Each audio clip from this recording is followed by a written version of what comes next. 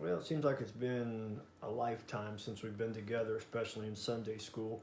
We left off in Revelation chapter 1.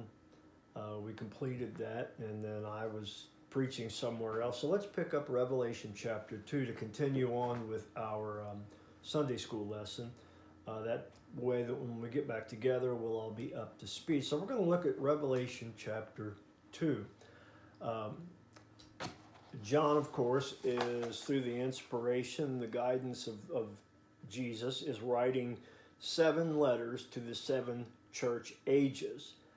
We are part of the church age, but this first letter he's sending out to the church that was located in Ephesus.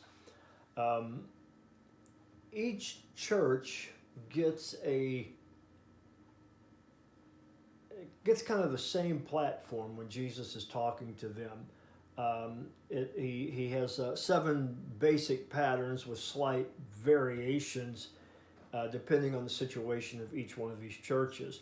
First, he would give a greeting to the church, and also it would give an appropriate description of who the writer was, or who the author was, or where it was coming from, which in this case is going to be the Lord. Then he would give a description of the church viewed from God's perspective, like our church age. When we get to heaven and this church age is judged, it'll be judged through God's perspective. And then he passes along words of commendation and condemnation. So you get a pat on the back where you've done things right, and a pat a little bit lower where the church has done things wrong. But it depends on the spiritual conditions of each one of these churches. He also gives words of exhortation or encouragement to each one of these church ages. Like I said, we're in the last church age. This first church age here, the church at Ephesus, were incorporated the years of 33 AD and 100 AD.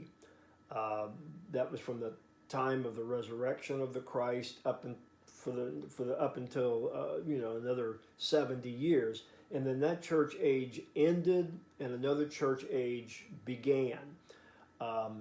There are currently 3 to 4 church ages still being involved, still preaching, or we will run across those in the Bible as we get to that part of Revelation. The fourth process is Jesus gives a promise to the overcomer.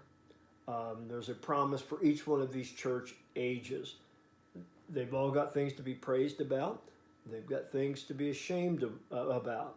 And so that's the pattern that Jesus is using here. And in the fifth and the last part of this pattern of the way Jesus talks to the church is he gives an invitation with spiritual insights for the churches to hear what he has to say. Each one of these church ages has something that they need to hear from the Christ about their particular church age.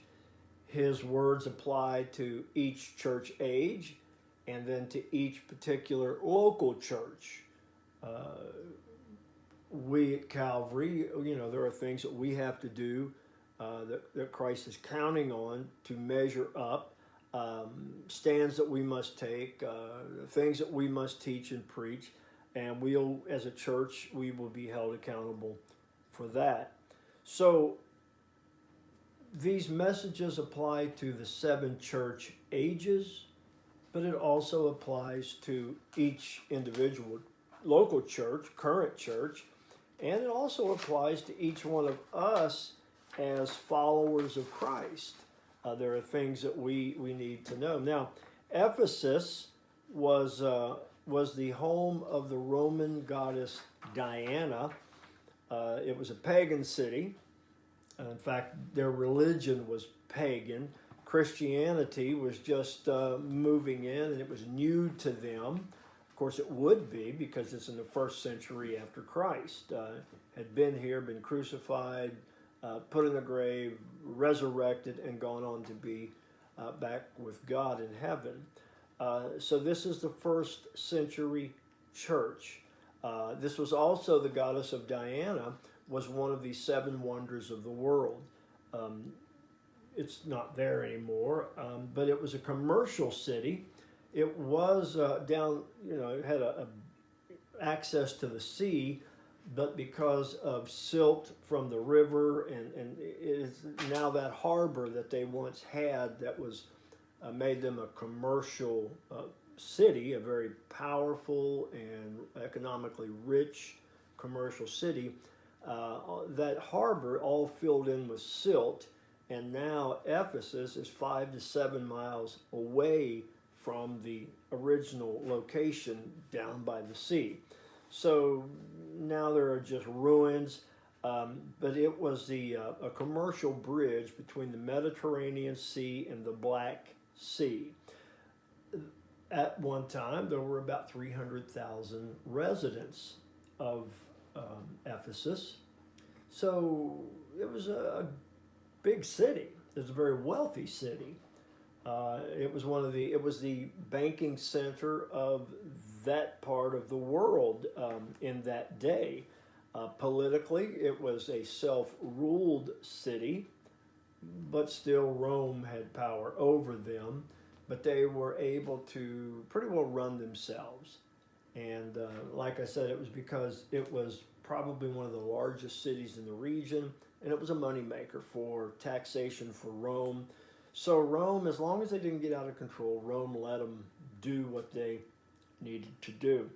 Now, in Revelation chapter 2, we're going to finally get into that. Starting in verse 1, we read, "Unto the angel of the church of Ephesus write, These things saith he that holdeth the seven stars," we'll get to that,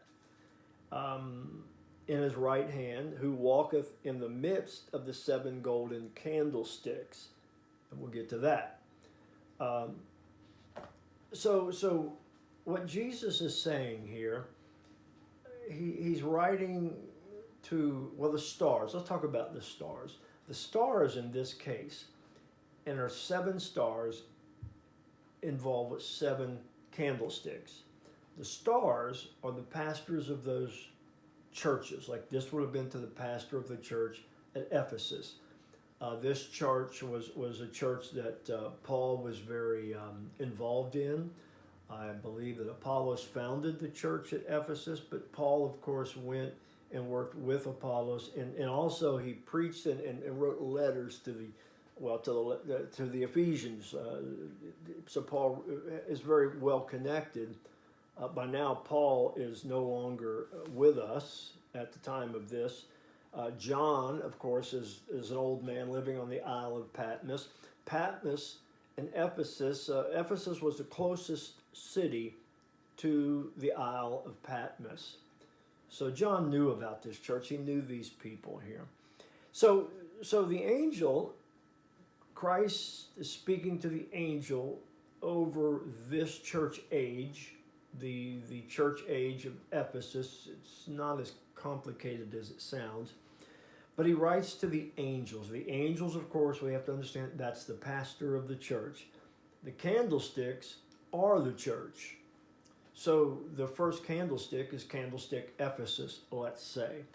So that's what when we talk about the angels here or the stars and the candlesticks, we're talking about pastors and churches. And as we get to each one of these separate churches, it'll start off the same, the angel writing to the stars in the candlesticks. So that's what he said. But he also says something else here in verse 1. He that holdeth the seven stars. That means that a pastor that is preaching the word of God, that is doing what the pastor is supposed to do, he is in the hand of Christ. Christ is going to protect and make a way for that pastor. He's going to make sure that he's provided for. And also you'll notice here in verse 1, He holds these 7 stars in his right hand. That's the power hand, the right hand of fellowship. The eldest sits on the right hand of the Father. It gets a double portion of the inheritance. And so we see here that he's in the right hand, so he's in the power hand, so to speak, of Christ. But Christ is going to not only provide for the pastor, but he's providing for those people under his care. And he's walking among the midst of the 7 golden candlesticks. What that is saying there, that Christ is very aware of all of his churches. It gives the impression of him just walking in between and around. If you could, in your mind, place 7 candlesticks on the floor, and you are watching them to make sure that the flame is strong, and you don't have to prune back the wick. You would walk amongst them. Well, that gives the impression that Jesus is very aware of his churches, of his church age, and he's walking among us. He's aware of us. He's cognizant of what we're doing, and Jesus is among us to protect us. So we read, unto the angel of the church at Ephesus, write these things, saith he that holdeth the 7 stars, or the 7 pastors, in his right hand, who walketh in the midst of the 7 golden candlesticks. That's the 7 churches. He says to the church at Ephesus in verse 2, I know thy works. He says, and thy labor, and thy patience, and how thou canst not bear them which are evil. And that's something the church age today should learn, how not to be able to bear those that are evil and teaching a false doctrine. He said, thou hast tried them which say they are apostles and are not, and hast found them to be guilty. Moses had the same problem with false teachers.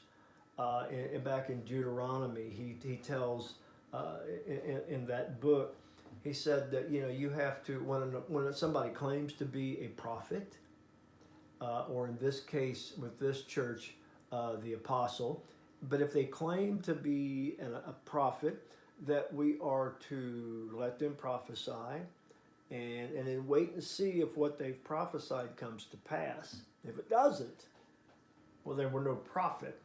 They were a false teacher, and Moses said in Deuteronomy, at that point when you found that they've been false, well, you don't have to worry about them anymore. They have no prestige, no power from God. So don't worry about what they've said. Let them, we are to denounce them and then walk away. We shouldn't be able to stand anybody that preaches a false doctrine in our pulpits, in our Sunday school classes, or to us individually. We need to try those people's words against what the Bible says, try the spirits, and when we found out that they are false, then we are to have nothing more to do with them. Don't pay any more mind to them, and don't be too worried about what they say. Now, this is the commendation. This verse here, he is giving them a pat on the back. He's commending them because they've got good qualities, good characteristics as a church. He says, I know your works. Now, we don't want to misinterpret this as being somebody that's where some churches teach, you have to work for salvation, you have to work to stay saved. It's not what he's talking about at all. He's talking about their physical works, the things that they have done for the cause of Christ. He says, I know what you've done. I know what you're capable of. I know your works. It's kind of like actions speak louder than words, and that holds true with not only our personal lives, but also with our teaching and the church, and also, the witness that we give in the world. People can pretty well tell. Jesus says, I know thy works, and I know how hard you've worked. I know your labor. To labor means to work when the going's getting tough. I'll tell you what, we're going to pick up the rest of this verse the next time that we're together. We'll try to get a little further now. We cover the first 7 verses here right quick, but we'll pick it up again next time. I'll see you then.